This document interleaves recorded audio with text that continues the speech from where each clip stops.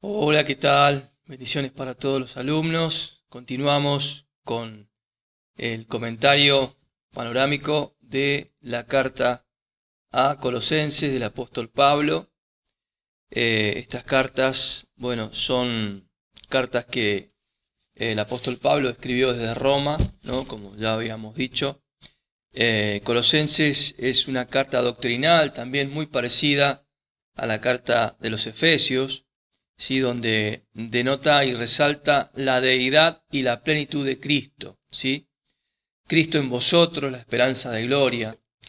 Era también una defensa de la doctrina, también porque habían ciertas herejías que se estaban introduciendo ahí en la iglesia de Colosas, ¿sí? La iglesia de Colosas se estableció en el tercer viaje misionero de Pablo, cuando él estaba ahí en esos años en Éfeso. La estableció Epafras, ¿sí? La carta se escribe en el año también 59 al 62, cuando se encontraba Pablo en Roma, preso, ahí en su cárcel, en su domicilio, ¿no? Había escrito cartas anteriores y también se estima que se había escrito una carta a la iglesia de la Odisea. Pero bueno, esta carta llevada hacia esta iglesia surge por Epafras, un miembro de la iglesia de Colosas, llega a Roma con la noticia de que se estaban introduciendo herejías, y la herejía colosense era que justamente se estaba introduciendo en la iglesia conceptos acerca de la santidad que tenían que ver con el esfuerzo personal que las personas pueden hacer para negarse a la carne, ¿no?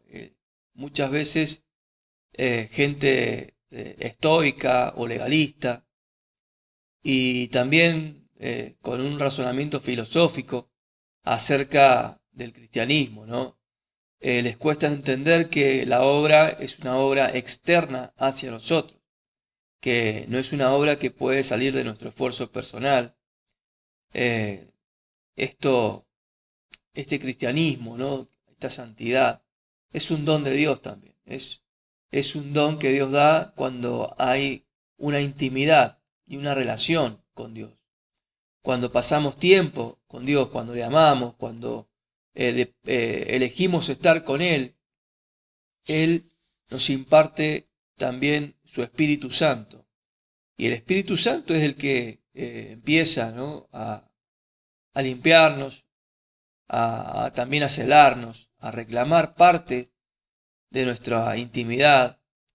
Pero si nosotros queremos hacerlo por nuestra comprensión filosófica, o la disciplina de los ritos judíos, ¿no? La ley, ¿sí? Entran filosofías como el ascetismo, ¿no? o el estoicismo, que siempre predica grandes esfuerzos personales por someter a los placeres, en no tener una vida materialista, siempre irse al extremo, ¿no?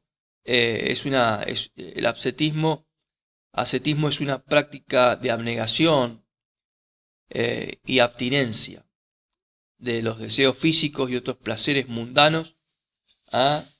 Y bueno, con pretextos religiosos o espirituales en este caso, ¿sí? La gente se embarca en ejercicios, en prácticas físicas, almáticas, de controlar, ¿no? Estos instintos, tienen que ver con la salud emocional, la salud física, espiritual, pero siempre el hombre haciendo esfuerzos humanos, ¿no? Esta era una práctica. La herejía prácticamente de la iglesia de Colosas era una mezcla entre una religión griega, judía y oriental, ¿sí? Esto es muy común en las costumbres y religiones orientales. El budismo, las religiones chinas, orientales, siempre están haciendo grandes esfuerzos por una búsqueda espiritual, ¿sí? El hombre se mete en esos monasterios o conventos orientales donde los monjes se veían aislados de la sociedad, de la realidad. ¿Sí? Esta iglesia, ¿no? También siempre hay personas, ¿no?, que filosóficamente entienden al cristianismo como grandes exigencias de parte de Dios, y humanamente es natural que alguien lo entienda así, pero es una transformación de comunión con Dios, pero al mismo tiempo de sí hay un gozo, sí hay un disfrute. ¿Sí? Recuerden la carta de Pablo a la iglesia de Filipenses, ¿no? Él hablaba mucho acerca del gozo, el gozo del Evangelio. Jesucristo nos imparte a través del Espíritu Santo gozo, espíritu de gozo, óleo de gozo, en lugar de un espíritu angustiado, como dice Isaías 61. ¿Sí? El esfuerzo por consagrarse no tiene que quitar el gozo de la salvación. ¿Sí? Bueno, estos cristianos habían caído, ¿no?, esas filosofías, y perdían de vista la deidad de Cristo, ¿no? Habían caído en el culto a los ángeles, inclusive, ¿no? Ellos decían, bueno, que el cuerpo era como una cárcel donde ellos estaban sufriendo, ¿no? Y bueno, este misterio, ¿no?, filosófico, ¿no?, donde entran ciertos engaños de Satanás, ¿sí?, que usan esta incapacidad a veces de cumplir, de querer cumplir con exigencias de santidad en el cuerpo, al mismo tiempo siendo tentados en la carne, en la parte sexual, en la parte íntima del ser humano, ¿no? Y este tiende a negarse a sí mismo, ¿no? Pero esto enseñaban muchos, ¿no?, que el cuerpo humano es demasiado indigno para acercarse a Cristo directamente y necesitaba la mediación de los ángeles. ¿Ah? Otra vez un engaño angelical. Por supuesto, los ángeles caídos son expertos en engañar cuando se presentan a mucha gente en forma aún de personas. Dice la palabra que el Satanás se viste de ángel de luz, ¿sí?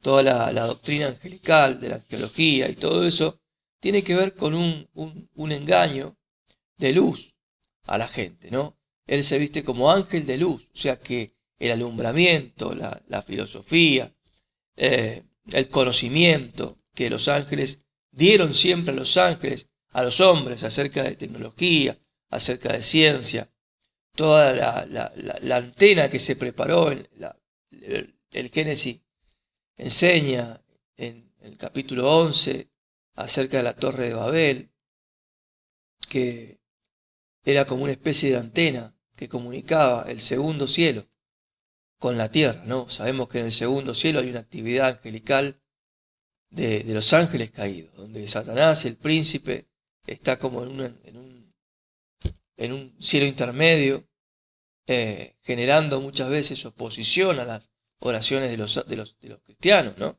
Y bueno, hay una lucha angelical, pero siempre engañando a los hombres y sobre todo, si puede hacerlo a la iglesia, ¿no? Los colosenses se sentían orgullosos de una extrema humildad, ¿no? Esta herejía habla de eso, de ser extremadamente humildes, sencillos, antimaterial, antisensorial, ¿sí? Cuando el apóstol Pablo hablaba del disfrute familiar, del disfrute matrimonial, del disfrute de la iglesia, de los hermanos, ¿sí?, en una sana y santa costumbre, ¿no? Pero Cristo es el que ha pagado con su sufrimiento. Nosotros somos liberados de muchos sufrimientos que no tenemos que hacer, pero sí tenemos que acercarnos a Él. Cuando nos acercamos a Él, el amor en Cristo reemplaza todo este esfuerzo, ¿no? Y esta conducta religiosa que termina siendo también legalista, donde nosotros somos los que hacemos y Cristo ya no hace algo por nosotros. Tenemos que correr a la gracia del Señor para no caer en esta exageración, ¿no? El ascetismo, ¿no? una manera de imponer austeridades y escoger humillaciones en ciertas áreas de la vida, ¿sí? El negarse a uno mismo no tiene valor alguno si reemplaza nuestro amor por Cristo. Y esta manera nos pone a nosotros en el centro en vez de estar Jesús, de poner a Jesús. Así nos dice aquí el manual de Henry Halley, ¿no? Textualmente, ¿no? La definición de ascetismo. Pero bueno, esta era parte de la herejía que estaban detectando el apóstol Pablo, ¿no? Compitiendo con filósofos, con gente de la cultura oriental, ¿no? Con expositores como, Sócrates, Platón, filosofías que influenciaban en la corriente griega, los estoicos, los cínicos, ¿sí? Algunos, ¿no? que podemos nombrar de la antigüedad, pero han dejado también una huella de interpretación, falsa interpretación, ¿sí? Una herejía que siempre está tratando de desviar el espíritu de Cristo, ¿sí? El espíritu de Cristo es de libertad, es de gozo, es de bendición, es un espíritu que nos llena de poder de Dios. El Evangelio es un poder de Dios, ¿sí? A veces cuando el cristiano no entra en la dimensión del espíritu, puede tratar de comprender filosóficamente, ¿sí? Y explicar siempre filosóficamente, ¿sí? Un filósofo es un hombre que se pasa la vida intentando explicar y entender cosas que no puede comprender, ¿sí? Elabora doctrinas, elabora pensamientos elevados, pero que tratan de explicar ese vacío y ese deseo de ser espiritual, ¿sí? Pero Cristo es la verdad, es todo lo que es verdad. ¿Ah? Es una parte donde a veces hay algo fácil de entender en el cristianismo, que es aceptar la salvación y la gracia de Dios a través de Jesucristo, la obra del perdón de nuestros pecados, pero después cuando tenemos que participar de esos padecimientos, como dice el apóstol Pablo, yo sufro en mi carne los padecimientos, los sufrimientos, ¿qué le falta al cuerpo de Cristo por vosotros? ¿No? Cuando tenemos que participar de la santidad, hay interpretaciones que Satanás nos envía para que intentemos un tiempo, que nos cansemos, nos desilusionemos y que abandonemos y que busquemos otro tipo de filosofía cristiana que se adapte más a nuestra incapacidad de ser santos, ¿sí? Así surge el Evangelio Light, por ejemplo, ¿no? Pero bueno, esta herejía es también pariente de otras versiones del cristianismo, pero aquí en el libro de Colosenses es algo que se estaba vislumbrando, ¿no? Filosofías abstractas, ¿sí? Que eran centrales, ¿sí? Gente que trataba de explicar el cristianismo de la óptica de la filosofía, ¿no? Gente que también se aferra a una doctrina o algo que le gusta más y se aferra. Conocemos mucha gente así, ¿no? Defendiendo doctrinas o interpretaciones del cristianismo, ¿sí? Y no tratando de entrar siempre en discusión, ¿no? Pero bueno, sabemos que Cristo ama a los cristianos, aun cuando el cristiano trata de comprender a Cristo en la filosofía, ¿sí? Tenemos que morir a eso también. Morir a tratar de comprender a Cristo en la filosofía, en la razón, y aceptar la obra del Señor, reconocer que no podemos aún en un esfuerzo personal, ¿no? Que sigue siendo el hombre natural, no es el hombre espiritual, es el hombre que hace sus esfuerzos, sus buenos esfuerzos, ¿sí? Por eso el cristianismo no se define en que seas o no una buena persona para los estándares del mundo que definen lo que es ser una buena persona. ¿Ah? Un hombre que tiene, una mujer que tiene buenas intenciones, ¿sí? No es una persona espiritual. Una persona espiritual es el que entra primero por la obra de Cristo y comienza en sus errores, en sus defectos, al tener comunión con Cristo, porque Cristo vino a acercarse al enfermo, Él vino a sanar al enfermo, Él vino a sanar al que necesita médico, ¿sí? Al que se reconoce primero como pecador, pero al estar con el médico, somos sanados de los pecados, ¿no? Y a veces, bueno, gente que se reconoce pecador, pero no quiere ser sanado o no se relaciona con el médico y termina viéndose toda la vida cristiana como un pecado, ¿sí? Entonces, tenemos que correr al Espíritu Santo para que Él nos explique nuestra identidad, para que Él nos explique la doctrina, para que también Jesús se manifieste en nosotros, Cristo en nosotros, esperanza de gloria, es un texto de esta carta, ¿no? La deidad de Cristo en nosotros, ¿sí? Amén. Bueno, los legalistas también eran otra filosofía, ¿no? Que obligaban o querían que se cumpliese, ¿no? Todas los rituales judíos, ¿no? Que hacen falta, según ellos, para ser un buen cristiano, ¿no? Bueno, eso es un legalista, ¿no? Un legalista pone primero la ley, primero lo que tengo o lo que no tengo que hacer, o lo que no he hecho, ¿no? Esa lista interminable a veces de cosas que no hemos hecho, que nos hemos negado, y que como que cargamos como esa lista como virtudes, ¿no? Que le ponemos al Señor y le decimos, Señor, yo no he hecho esto, yo no he hecho aquello, yo no soy como los otros, ¿no? Como ese publicano que oraba delante de Jesús y había otro, decía, ten misericordia de mí, propicia para mí, ¿no? La oración correcta era la otra, propicia para mí. O Jeremías mismo, ¿no? Cuando él se quejaba del pecado y él también hablaba de sí mismo como un hombre forzado para guardar la ley del Señor, pero el Señor le hace entender, Jeremías, si entresacares lo precioso de lo vil, serás como mi boca. O sea, siempre hay algo más en nosotros que tendemos, los cristianos de años, a considerarnos que por nuestras obras, ¿sí?, tienen algún mérito.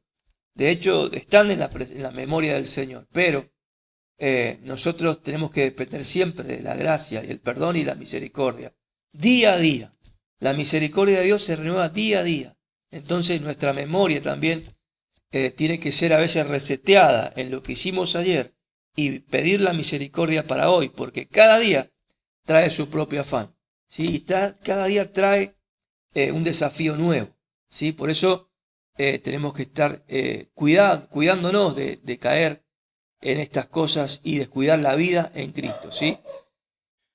Bendiciones. Continuamos con el comentario de las cartas paulinas, en este caso el apóstol Pablo escribiendo a la iglesia de Tesalónica, primera y segunda de Tesalonicenses, este apóstol que funda esta iglesia con ese evangelio tan puro que el apóstol había reflejado en ellos, ¿no? Es una iglesia que recibe un evangelio de poder, un evangelio de entrega, un evangelio lleno de Espíritu Santo, ¿no? Y que esta ciudad es alborotada por estos que trastornan al mundo entero, que decían han llegado hasta aquí. Y bueno, Pablo estuvo poco tiempo, pero alcanzó para establecer en la iglesia de Tesalónica estos principios del verdadero cristianismo, ¿no? Y bueno, Pablo fue expulsado de Tesalónica por los enemigos del Evangelio, pero él tenía un entrañable recuerdo y una preocupación porque, bueno, esta iglesia había creído, pero estaba también siendo muy perseguida. Así como los enemigos tenían este encono contra Pablo, también lo habían trasladado hacia la iglesia de Tesalónica. Pero el apóstol Pablo los alababa por mantener la fe en medio de esta tribulación, ¿no? El apóstol los toma de ejemplo de fe, ¿no? Dice, vinisteis a ser imitadores de nosotros y del Señor, recibiendo la palabra en medio de gran tribulación, con gozo del Espíritu Santo. Esto es un nivel de iglesia de creyentes que no es algo poco, sino que es un gran ejemplo, ¿no? De un ministro verdadero que funda una obra e impregna el sello verdadero de lo que es el Evangelio. ¿Sí? Sabemos que, bueno, en estos días donde hay un Evangelio que se amolda a veces al mundo para alcanzar al mundo, estas estrategias de marketing moderno del Evangelio han perdido, ¿no? Esta esencia del Evangelio de poder que atrapa, ¿sí? Al mundo. El mundo tiene que ver en la iglesia algo totalmente diferente. No puede ver el mundo en la iglesia el mismo mundo. ¿Sí? Claro, a veces uno que otro, o más que uno, ¿no? Muchas personas entran al Evangelio por esta similitud de los eventos, del profesionalismo y tantas cosas que se pueden usar para atrapar gente o atraer, pero mantener y convertir y que la gente se entregue aún, así como Cristo en una cruz, no es por estrategias mundanas dentro de la iglesia, sino por todo lo contrario. Un apóstol Pablo que predicaba con el ejemplo, ¿sí? Él también fue muy criticado, también por los enemigos de Pablo, ¿no? Él tuvo que también defenderse. Ahí decía que él trabajaba con sus propias manos porque él no iba para sacarles el dinero, sino que el apóstol no se había comportado de una manera irreprensible para el testimonio de los tesalonicenses, para que le recibieran, ¿no? sin doble intención en predicarles a Cristo, ¿no? Pero el apóstol los extraña, desea verlos, y luego tiene un alentador informe de parte de Timoteo, ¿no? Cuando Timoteo viene y le dice, ¿no? Que a pesar de las tribulaciones y las persecuciones, ¿sí? Tienen una gran fe, ¿sí? Una gran firmeza en el Señor. Eso es lo que destaca, ¿no? El informe de Timoteo a Pablo y lo deja tranquilo, pero también Pablo le responde, porque a pesar de esa fe, ellos habían sido perseguidos prácticamente de la misma manera que Pablo lo fue, ¿no? Y algunos habían muerto por esa persecución. Y ellos tenían ese interrogante de que no sabían qué pasaba con los muertos que morían en Cristo. Sí, porque ellos estaban esperando al Señor, ¿no? El mensaje de Pablo con respecto a la venida del Señor era como si viniese el mes que viene o el año que viene o mañana. Siempre la iglesia primitiva vivió esperando al Señor, tal vez porque ellos lo vieron ascender, ¿no? Y tenían en la retina de sus recuerdos la imagen cuando el Señor ascendió en las nubes. Pero esta iglesia tenía ese interrogante y Pablo los consuela y les dice que los muertos, ¿no? Que murieron en Cristo, los que duermen, que no se entristezcan, porque ellos resucitarán primero al toque de la trompeta del Señor, ¿no? Los que dice la palabra, porque el Señor mismo con voz de mando y con voz de arcángel y con trompeta de Dios descenderá del cielo y los muertos en Cristo resucitarán primero. Si él responde este interrogante acerca de los muertos en Cristo por la persecución, pero también nos introduce a nosotros una doctrina y acerca de la venida del Señor. ¿Sí? Esto queda como un precedente y una revelación que nos alumbra hasta el día de hoy. ¿Ya? Sabemos que el Señor va a levantar a los muertos antes de los que estén vivos, ¿no? No importa si hayas muerto en Cristo o cuando venga el Señor estemos vivos, sí, eso no importa, porque el Señor nos va a llevar porque Él nos creó para estar con Él, ¿sí? Entonces el apóstol también los consuela en esta pregunta, ¿no? Que a veces la iglesia tiene esas dudas. Y bueno, el apóstol como hombre y siervo de Dios tiene la revelación y responde de parte de Dios. Por eso esta respuesta es una respuesta del Espíritu Santo a través de un hombre, donde Dios aprovechó este interrogante para usar a Pablo para responder, ¿no? No solamente a la iglesia de Tesalónica, sino a todos nosotros acerca de la venida del Señor. ¿Sí? El apóstol sigue aconsejando, ¿no? Apartarse de los pecados, de la fornicación y vivir en santidad, ¿no? Que cada uno sepa tener un matrimonio honorable y no dejarse llevar como los paganos, ¿no? Que vivían en esa concupiscencia y pasiones desordenadas, sino que vivan, ¿no? De acuerdo a una venida del Señor inminente e irreprensibles, ¿sí? Y también, por supuesto, de ocuparse en el trabajo, de no estar ociosos, ¿sí? De que nos conduzcamos honradamente con los de afuera, ¿no? Y trabajar para no tener necesidad, ¿no? El día del Señor, el apóstol lo define y lo clarifica, ¿no? De que viene como sorpresa para el mundo, como ladrón en la noche, ¿sí? Hay una señal que hoy se está cumpliendo, hay un eslogan en las naciones que dice paz y seguridad, ¿no? Es algo que aún la ONU es el eslogan de la ONU hace un tiempo, ¿no?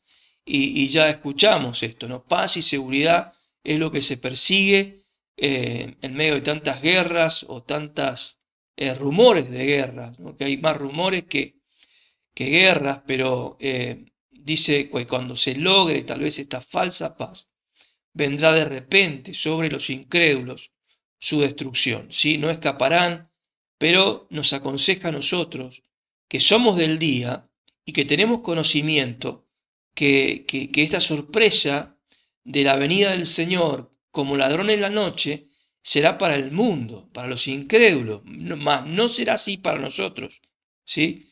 Nosotros somos hijos de luz y del día, no somos de la noche ni las tinieblas, ni somos ignorantes de las cosas del Señor.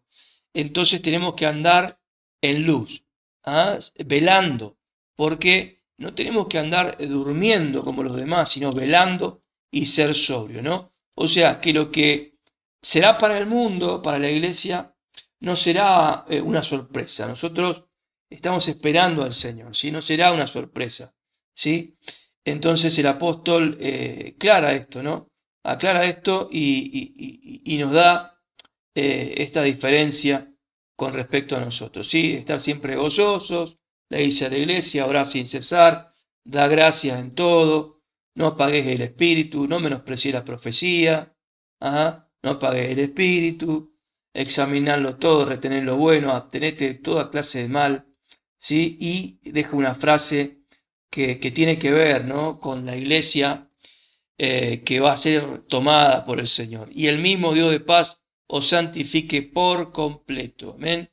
En todo vuestro ser, espíritu, alma y cuerpo, sea guardado irreprensible para la venida de nuestro Señor Jesucristo. Y es algo humanamente imposible, pero dice la palabra aquí, fiel es el que os llama, el cual también Él lo hará. Sí, es un milagro que Dios hará con su amada iglesia. Es lo que hace el Señor con su iglesia, ¿sí? Entonces, la primera carta a los tesalonicenses habla de la venida del Señor. La segunda carta también da más claridad acerca de este tiempo, pero ya sigue agradeciendo por la iglesia, por la fidelidad de la iglesia, ¿sí? Sigue exhortándolos y animándolos del evangelio que están viviendo y demostrando su fe delante de Dios y padeciendo, ¿no?